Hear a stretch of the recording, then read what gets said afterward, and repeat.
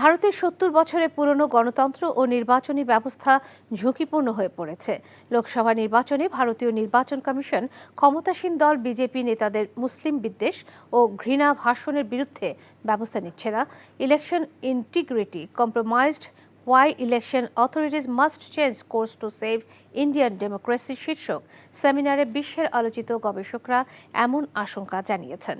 বক্তাদের মধ্যে ছিলেন বাংলাদেশের সাবেক নির্বাচন কমিশনার অবসরপ্রাপ্ত brigadier general Shakhawat Hossain, Heidelberg বিশ্ববিদ্যালয়ের পলিটিক্যাল সায়েন্স বিভাগের অধ্যাপক ডক্টর রাহুল মুখার্জি, ক্যানাডিয়ান দার্শনিক, international institute of peace and global পলিটিক্সের গবেষক টমাস ডাফেন, দিল্লি বিশ্ববিদ্যালয়ের অধ্যাপক নীরা চান্দকি, ভারতীয় সাংবাদিক পামেলা ফিলিপোজ এবং ভারতের অবসরপ্রাপ্ত সচিব MS দেবাশেম। State Assembly. If I'm not wrong, I believe that there were 10 out of 60. There were 10 members of the ruling party have been unopposed. I thought it was only phenomena in Bangladesh, but now I see it's also in India, for example. This situation in a polity is highly unstable.